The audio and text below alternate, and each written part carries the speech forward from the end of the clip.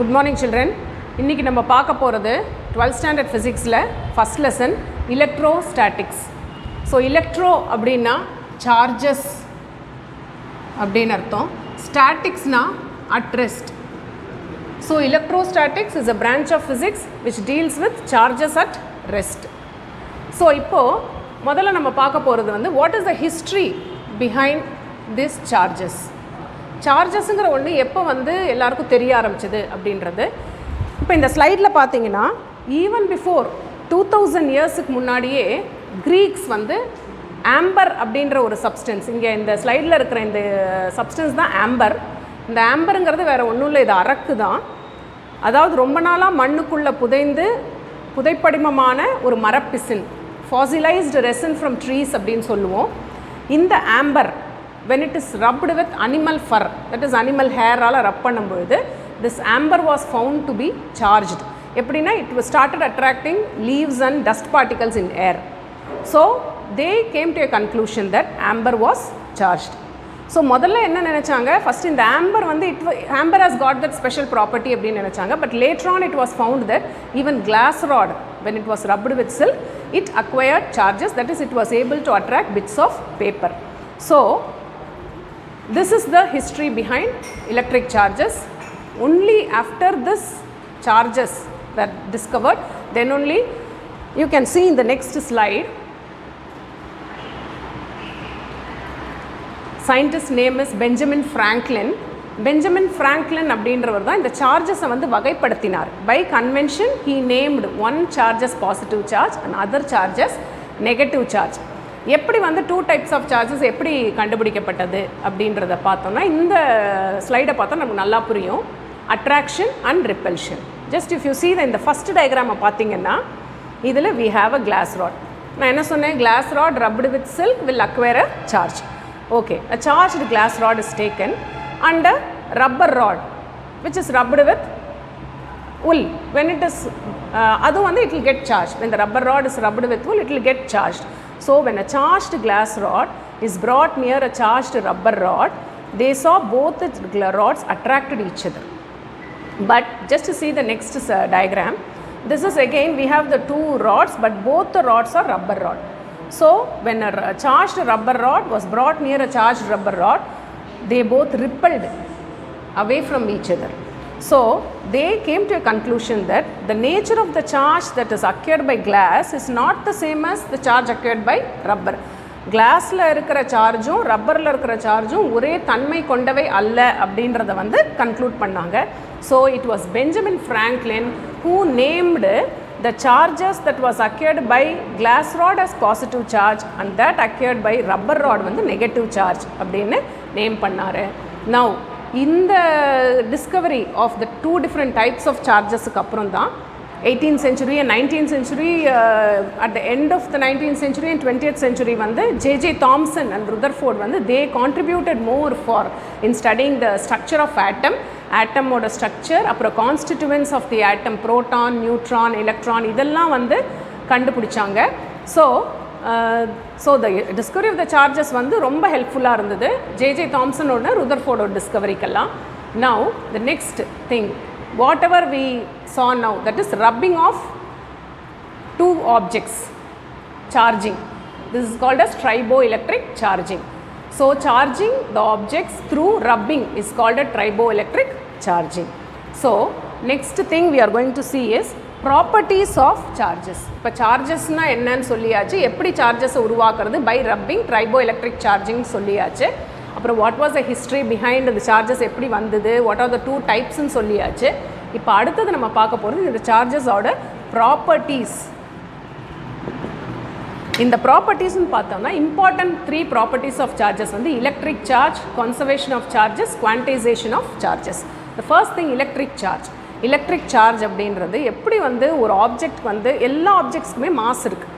So mass is set to be the inherent property of all objects. இந்த same way எல்லா ஆப்ஜெக்ட்ஸும் வந்து it is made up of atoms. ஆட்டம்ஸ்குள்ளே என்ன இருக்குது, புரோட்டான், நியூட்ரான், எலக்ட்ரான் இருக்குது.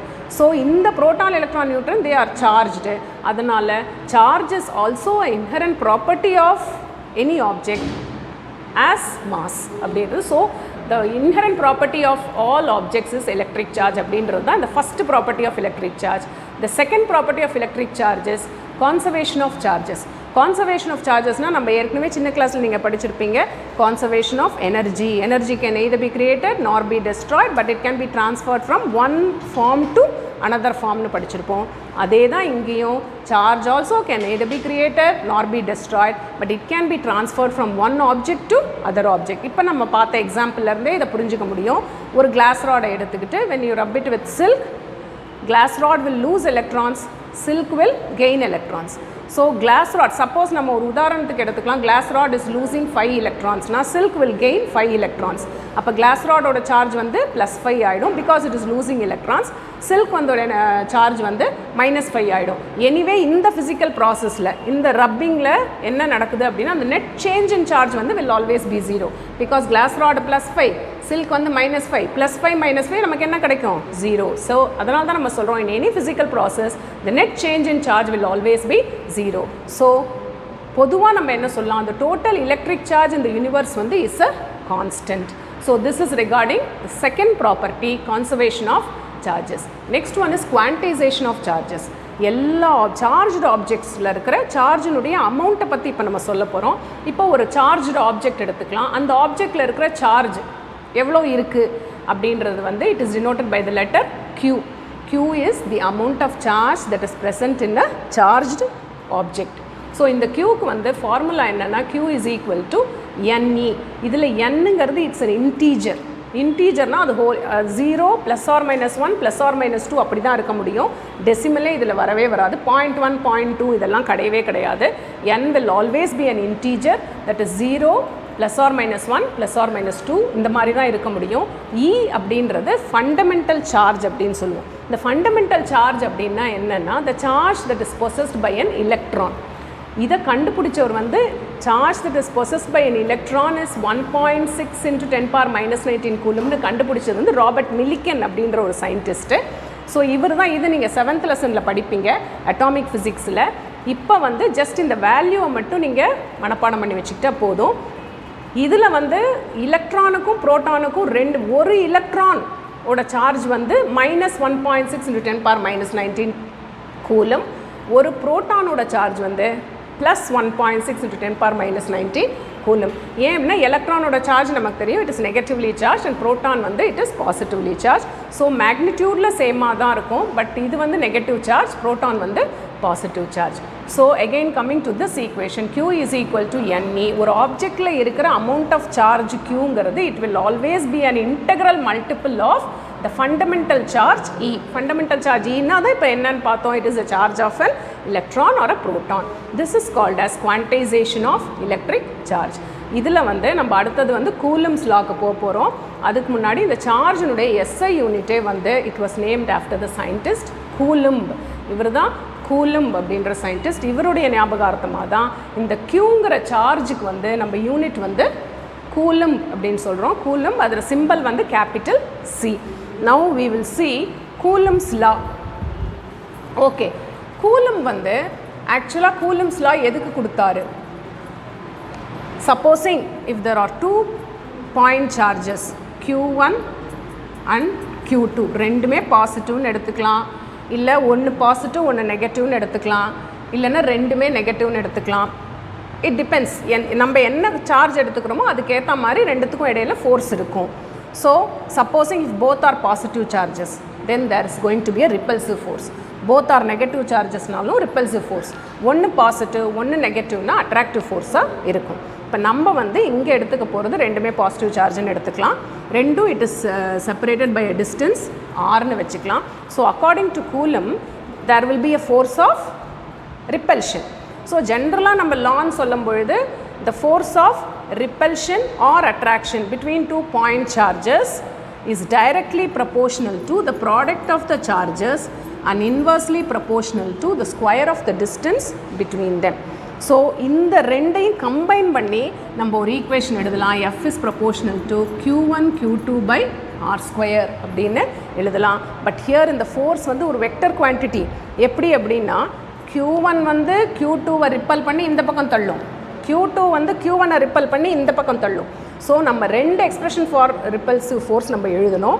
One is the force on 2 by 1. நல்லா ஞாபகம் வச்சுக்கோங்க, இது on, இது வந்து by. The force on 2 exerted by Q1 on 2 by 1. So that is F21. அது இது Q1 வந்து Q2 எப்படி தள்ளும், இப்படி தள்ளும். So line of action வந்து will always, line of action of, that is the direction of the force will always be along the line joining the two charges. So இப்படி தான் நம்ம வரையணும். So outward from, that is from left to right. Force எப்படி denote பண்ணனா vector sign போடணும். on 2 by 1 அப்படின்றத 2 போட்டு 2 F21 அப்படின்னு ரெப்ரசன்ட் பண்ணும். அதே மாதிரி இந்த பக்கமும் எழுதலாம். force on 1 by 2 எப்படி இருக்கும், இப்படி தள்ளும். ஸோ அதை எப்படி எழுதுவீங்க, on 1 by 2 F12ன்னு எழுதணும். ஸோ இதில் ரெண்டு ஃபோர்ஸும் இருக்கும், ரெண்டும் ஈக்குவல் இன் மேக்னிடியூடாக தான் இருக்கும், பட் ஆப்போசிட் இன் டைரக்ஷனாக இருக்கும். ஏன்னா இந்த ஃபோர்ஸ் வந்து ரைட் டு லெஃப்ட் இருக்குது. ஸோ இதுக்கு இப்போ நம்ம வந்து இந்த ஈக்குவேஷன் இதெல்லாம் கம்பைன் பண்ணி நம்ம ஈக்குவேஷன் ஃபார் வெக்டர் ஃபார்மில் ஈக்குவேஷன் எழுதலாம். F vector 21 is proportional to Q1 Q2 by R. எங்கேருந்து எங்கே மெஷர் பண்ணுறோம், இப்படி இருக்குது. So 1 2 R1 2. இங்கே எப்பயுமே 11th நம்ம சொல்லியிருக்கோம், ஒரு வெக்டர் எடுத்தோன்னா unit vector acting along the same direction, நம்ம அதை இங்கே போடணும். So here the unit vector is R12 cap. So here R12 cap. So this is the expression for Coulomb's force, that is force on 2 by 1. இப்போ இந்த proportionality sign நம்ம எடுத்துட்டோம்னா நமக்கு equal to போட்டா we have to introduce a constant of proportionality K Q1 Q2 by R12 cap. இதே மாதிரி we can write the equation F12. அது எப்படி எழுதலாம், F12 vector is equal to K போட்டுக்கலாம், constant of proportionality K போட்டுக்கலாம், Q1 Q2 by unit vector வந்து இந்த டைரெக்ஷனில் இருக்குது. இப்போ இந்த டைரெக்ஷனில் என்ன unit vector, R21 cap. So distance வந்து R21 ஸ்கொயர் R21 கேப். இப்போ ரெண்டு ஈக்குவேஷனும் நம்ம எழுதிட்டோம், ரெண்டு ரிப்பல்சிவ் ஃபோர்ஸும் எழுதிட்டோம்.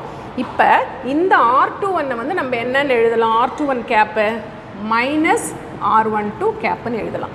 ஏன்னா this R21 both are unit vectors, ரெண்டுமே யூனிட் வெக்டார்ஸ் தான், பட் டைரக்ஷன் மட்டும்தான் மாறி இருக்குது. இது வந்து லெஃப்ட் டு ரைட் இருக்குது, இது ரைட் டு லெஃப்ட் இருக்குது. ஸோ R21 cap can be written as R minus R12 cap. அதை இங்கே நம்ம சப்ஸ்டியூட் பண்ணால் we will get F21 is equal to K Q1 Q2 by R21 square minus இங்கே வரதுனால நம்ம இங்கே ஒரு மைனஸ் போட்டுக்கலாம், R12 cap. So here F12 vector is equal to, இப்போ இது எதுக்கு ஈக்குவலாக போயிடுச்சு, F21க்கு ஈக்குவலாக, that is minus F21 vector. So F12 vector, that is the force on 2 by 1 is equal to the force on 1 by 2. Both the forces are equal in magnitude but opposite in direction. So this again you can see it obeys the Newton's third law, which is every action has an equal and opposite reaction. So just to see this slide, the statement, you have to remember the statement. It will be asked in 3 marks or 2 marks. Coulomb's law states that the electrostatic force, actually you have to write, of attraction or repulsion is directly proportional to the product of the magnitude of the 2 point charges and inversely proportional to the square of distance between the 2 point charges. நான் ரெண்டு equation உங்களுக்கு இங்கே எழுதி காமிச்சேன், அவங்க வந்து இந்த ஸ்லைடில் ஒரு இது கொடுத்துருக்கு. கேக்கு now I'll tell you what is this 1 by 4 pi epsilon naught. It is 1 by 4 pi epsilon naught Q1 Q2 by R square R12 cap. Now taking this equation,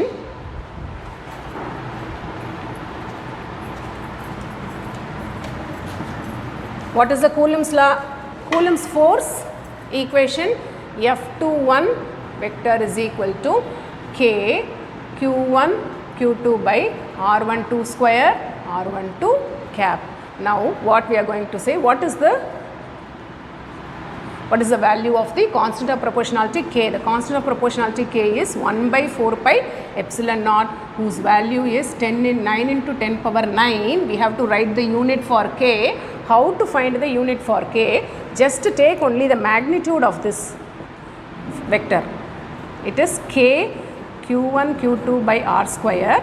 magnitude தான் எடுத்துக்கிறதுனால ஆர் கேப் போடலை. So இந்த equation அப்படியே rearrange பண்ணுங்கள். கேவை இங்கே வச்சுட்டு மற்றதெல்லாம் இங்கே எடுத்துகிட்டு போங்க. F magnitude of F R square by q1 q2. Now substitute the unit for force is Newton, unit for distance is meter square, unit for charge நான் சொன்னேன் சார்ஜினுடைய யூனிட் வந்து கூலம். அப்போ q1 ஒரு கூலம், q2 ஒரு coulomb, coulomb into coulomb, coulomb square. So இந்த coulomb square அப்படி மேலே எடுத்துகிட்டு போனால் newton metre square coulomb power -2. This is the SI unit of the constant of proportionality K. So அந்த யூனிட்டை நம்ம இங்கே எழுதலாம் newton metre square coulomb power -2. So this is how you have to find the unit of K. Unit தெரியலன்னா நீங்கள் formula உங்களுக்கு தெரிஞ்சால் போதும், அதை ரீஅரேஞ்ச் பண்ணி நீங்கள் ஈஸியாக என்ன பண்ணலாம், யூனிட் வந்து கண்டுபிடிச்சிடலாம். Now let us see what is epsilon naught. So K is equal to 1 by epsilon naught. இந்த 4 வந்து it's a constant, pi ஒரு constant. Epsilon naught is called as the permittivity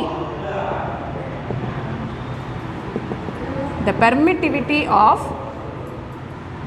free space or vacuum. Permittivity அதாவது இந்த medium வந்து how well it allows the electric lines to pass through it.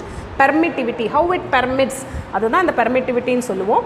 இந்த epsilon naught நம்ம போட்டோம்னா that is a permittivity of free space or vacuum that implies அந்த ரெண்டு charge q1 q2 சார்ஜும் ஏர்லையோ இல்லைன்னா வேக்யூம்லையோ இருந்ததுன்னா you can use the permittivity epsilon naught which is a constant.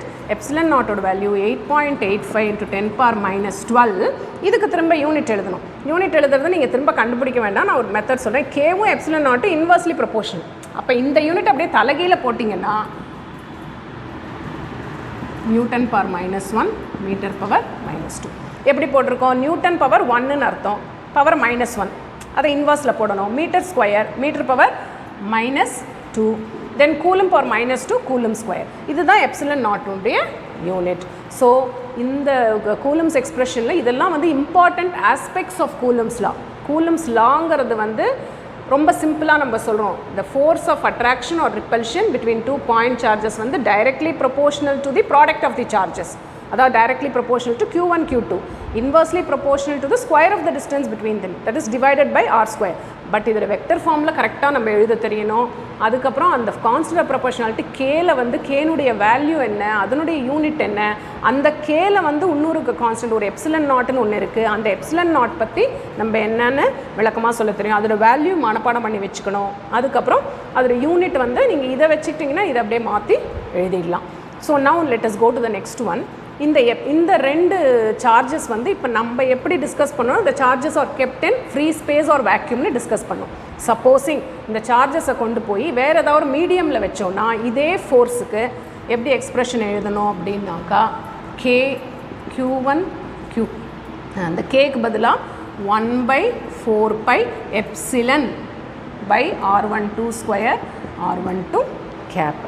So instead of this epsilon naught, இது வந்து ஏர் R vacuum. இது வந்து மீடியமில் வேறு ஏதாவது ஒரு மீடியமில் இந்த ரெண்டு சார்ஜஸையும் கொண்டு போய் தண்ணிக்குள்ளேயோ இல்லைனா கிளாஸ்க்குள்ளேயோ நம்ம வச்சுருந்தோன்னா அப்போ வந்து அந்த மீடியத்தினுடைய பெர்மிட்டிவிட்டி வந்து மாறும். அப்போ அதே எப்சிலன் நாட்டை போட முடியாது. You have to write epsilon which is the permittivity of the medium.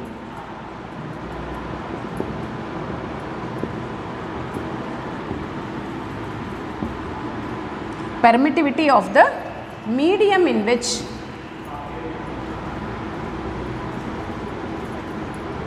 the charges are kept. So இந்த எப்சிலனை வந்து இந்த எப்சிலன்கிறது எப்சிலன் நாட்டுங்கிறது வேக்யூமில், எப்சிலன்கிறது மீடியமில், ரெண்டையும் ரிலேட் பண்ணி ஒரு ரிலேட்டிவ் பர்மிட்டிவிட்டி எப்சிலன் ஆர் என்னன்னு சொல்ல போகிறோம். Epsilon R is equal to epsilon by epsilon naught. Always this epsilon will be greater than epsilon naught. அதாவது ஏரில் இருக்கிறதோட மீடியத்தில் வந்து பெர்மிட்டிவிட்டி வந்து ஜாஸ்தி. பட் பெர்மிட்டிவிட்டி ஜாஸ்தியானால் ஃபோர்ஸ் வந்து கீழே இன்வர்ஸாக இருக்குது, இன்வர்ஸ்லி ப்ரொபோர்ஷனலாக இருக்குது. அப்போ பெர்மிட்டிவிட்டி ஜாஸ்தியாக இருந்தால் ஃபோர்ஸ் வந்து கம்மியாகும். ஸோ அப்போ நமக்கு என்ன புரியுது, ஒரு ரெண்டு சார்ஜஸுக்கு இடையில் உள்ள அந்த கூலம்ஸ் ஃபோர்ஸ் வந்து ஏரில் தான் ஜாஸ்தியாக இருக்கும். வேறு ஏதாவது மீடியமில் கொண்டு போய் வச்சா அந்த ஃபோர்ஸ் வந்து கம்மியாயிடும். பிகாஸ் மீடியத்தில் வந்து permittivity is greater than in air or vacuum. So from this expression நமக்கு epsilon என்னன்னு தெரியுது, epsilon naught, epsilon r. For air mediumல வந்து இந்த relative permittivity epsilon r வந்து 1. அப்போ நீங்கள் 1 substitute பண்ணுங்க, epsilon என்ன ஆகிடும், epsilon naught. அப்போ அதனால தான் air mediumத்துக்கு நம்ம என்னன்னு போடுறோம், epsilon naughtன்னு போடுறோம். So this you have to remember, this they may ask in 1 mark. For air what is the permittivity ன்னு கேட்பாங்க. அப்போ epsilon r is equal to 1. இது ஞாபகம் வச்சுக்கணும். For all other mediums வந்து epsilon r will always be greater than. ஏன்னா மீடியமில் வந்து epsilon ஜாஸ்தியாக இருக்கும், epsilon naught விட epsilon ஜாஸ்தியாக இருக்கும் அப்படின்னாக்கா relative permittivity epsilon r will always be greater than 1 for all other medias. So இதெல்லாம் வந்து important aspects of Coulomb's law. So இந்த ஸ்லைடில் வந்து கூலம்ஸ் அந்த ஃபோர்ஸ் நமக்கு இருக்குது. இதை நம்ம ரெண்டு விதமாக எழுதணும். இதுதான் வந்து ரெண்டு சார்ஜ் Q1 Q2ன்ற ரெண்டு charge separated by distance r. இங்கே ஒரே ஒரு ஃபோர்ஸ் மட்டும் இண்டிகேட் பண்ணிருக்காங்க. இந்த ஃபோர்ஸ் எப்படி நம்ம சொல்லணும்னு சொல்லியிருக்கேன், F force on two by 1. This is on, this is by, ஞாபகம் வச்சுக்கோங்க, ஆன் டு பை 1. ஸோ இதுக்கு தான் நம்ம எக்ஸ்பிரஷன் எப்படி எழுதணும்னு சொன்னோம். இது வந்து யூனிட் வெக்டார், இந்த ஃபோர்ஸ் டிரெக்ஷனில் ஆக்ட் பண்ணுற unit vector r1 2. Next one important aspects தான் நம்ம சொன்னோம். என்னென்ன சொன்னோம், ஆல்வேஸ் the force வந்து it will always lie along the line joining the two charges ன்னு சொன்னோம். அப்புறம் r12 வந்து pointing from Q1 to Q2. likewise வந்து r12ங்கிறது minus r12ங்கிறது Q1 exerted by Q2. likewise the force on the charge Q1 exerted by Q2 is along minus F2. இது exert minus R21 minus R12, அதாவது R21 அதை நம்ம வந்து சஃபிக்ஸை மாற்றினா minus போடுவோம் நம்ம. Okay, அதெல்லாம் உங்களுக்கு அங்கே எக்ஸ்பிளைன் பண்ணிட்டோம். இப்போ அடுத்தது வந்து இது நம்ம சொல்லிட்டோம், கான்ஸ்டன்ட்டுடைய வேல்யூ வந்து 1/4π epsilon naught. அதோட வேல்யூ வந்து 9 × 10⁹. இந்த யூனிட் எப்படி கண்டுபிடிக்கிறதுன்னு சொல்லி கொடுத்தேன். அதே மாதிரி எப்சிலன் நாட்டுடைய வேல்யூ எப்படி மனப்பாடம் பண்ணி வச்சுக்கணும், அதை எக்ஸ்பிரஷன் சப்ஸ்டியூட் பண்ணி கண்டுபிடிக்கிறது. You can just memorise the value because you may use it in problems. அது மாதிரி யூனிட் வந்து இதனுடைய எப்படியே மாற்றி எழுதினா உங்களுக்கு யூனிட் கிடச்சிடும். அடுத்தது வந்து now we are going to explain what is 1 coulomb. 1 coulomb, அது கூலுங்கிறது என்ன, யூனிட் ஆஃப் சார்ஜ். இதில் எக்ஸாமில் கண்டிப்பாக வரும், define the unit of charge அப்படின்னு கேட்பாங்க. இல்லைன்னா டிஃபைன் 1 கூலும் அப்படின்னு கேட்பாங்க. ஸோ 1 கூலும்பை எப்படி டிஃபினிஷன் நான் சொல்கிறேன், அதுக்கப்புறம் நம்ம அந்த ஈக்குவேஷன் எழுதுவோம். 1 coulomb is that charge which when placed from a equal and similar charge will repel it with a force of 9 × 10⁹ Newton. இப்போ ஃபோர்ஸுக்கு நம்ம சும்மா இது மேக்னிடியூட் மாத்திரம் எழுதுவோம். என்னது, K Q1 Q2/r². இப்போ நம்ம டெஃபினிஷனில் என்ன சொன்னோம், 1 கூலம் இஸ் தட் சார்ஜ். இந்த Q1ங்கிறது 1 coulomb is that charge which when placed in air or vacuum from an equal and similar charge. equal and similar chargeனா Q2வும் 1 கூலம் தான். இன்னொன்று ரெண்டும் ஈக்குவல் அண்ட் சிமிலர் சார்ஜ்னா இது +1னா இதுவும் ப்ளஸ் தான், இல்லை இது நெகட்டிவ்னு எடுத்தால் அதுவும் negative. So let us just take Q1 is 1 coulomb and Q2 is also 1 coulomb. 1 coulomb is that charge which when placed in free space or vacuum from an equal and similar charge at a distance of 1 meter apart. ரெண்டுக்கும் இடையில உள்ள distance r வந்து என்னது 1 மீட்டராக இருந்துச்சுன்னா they both will repel. ஏன்னா இதுவும் positive ripple பண்ணும். They both will ripple with a force. நம்ம கண்டுபிடிக்கலாம். நம்ம என்ன சொன்னோம், 9 × 10⁹. கேனுடைய வேல்யூ தான் 9 × 10⁹ உங்களுக்கு தெரியும். Q1 என்னது 1 கூலம், Q2 என்னது 1 கூலம். ஸோ 1 × 1 டிவைடட் பை r வந்து 1². ஸோ ஆன்சர் என்ன வரும், F is equal to 9 × 10⁹ Newton. இப்போ இதுதான் வந்து ஒரு 1 கூலம்ப் ஆஃப் சார்ஜ் வந்து 1 மீட்டர் இடைவெளியில் பிரித்து வச்சுருந்தோம் அப்படின்னா அதுக்கு ரெண்டுக்கு இடையில உள்ள ரிப்பல்சிவ் ஃபோர்ஸ் வந்து 9 × 10⁹ நியூட்டன். இப்போ நம்ம நினைக்கலாம் 10⁹ எவ்வளோ பெரிய ஃபோர்ஸு, அவ்வளோ பெரிய ஃபோர்ஸ் வந்து ப்ராக்டிக்கலாக பாசிபிளே கிடையாது. அதனால தான் எப்பயுமே வந்து practically we never come across charge in coulombs.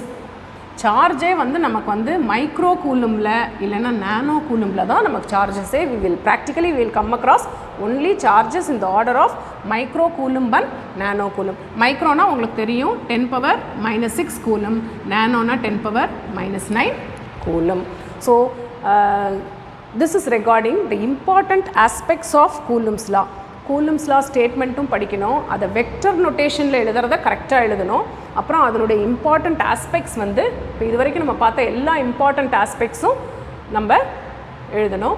Now Coulomb's law, now the next thing what we are going to do is we are going to compare the Coulomb's force and gravitational force. ஏற்கனவே 11th படிச்சிருக்கீங்க, gravitational force படிச்சிருக்கீங்க இல்லையா? Universal law of gravitation என்ன சொல்லுது? The force of attraction between two masses is directly proportional to the product of the masses and inversely proportional to the square of the distance between them. So let us compare gravitational force and Coulomb's force. இங்கே expression இல்லை, let us write the expression. Gravitational force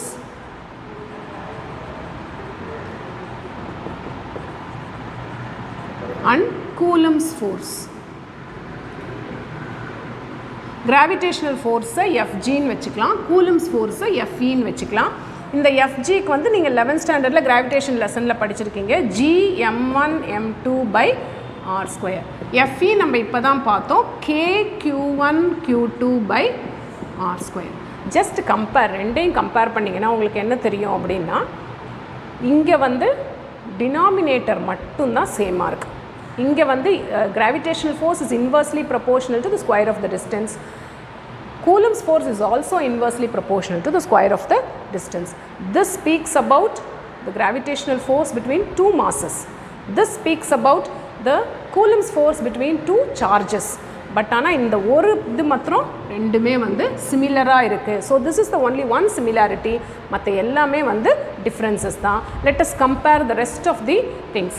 இதுக்கு முன்னாடி நேச்சரை பற்றி first discuss பண்ணிடலாம். Coulomb's gravitational force, நம்ம எந்த ஒரு பொருளை மேலே தூக்கி எறிஞ்சாலும் அது என்ன ஆகும், திரும்ப கீழே தான் வரும். யூனிவர்ஸில் இல்லை எல்லா ஆப்ஜெக்ட்ஸும் it will only attract all other objects with gravitational force. So அதனால் கூலம்ஸ் ஃபோர்ஸ், கிராவிடேஷனல் ஃபோர்ஸ் வந்து it is always attractive in nature. But Coulomb's force நம்ம இத்தனை நேரம் பார்த்தோம், ப்ளஸ்ஸு ப்ளஸ்னால் ரிப்பல் ஆகும், மைனஸ் மைனஸ்னால் ரிப்பல் ஆகும், ஒன்று ப்ளஸ்ஸு ஒன்று மைனஸ்னால் அட்ராக்ட் ஆகும். So Coulomb's force it may be both attractive and repulsive depending upon the nature of the charge.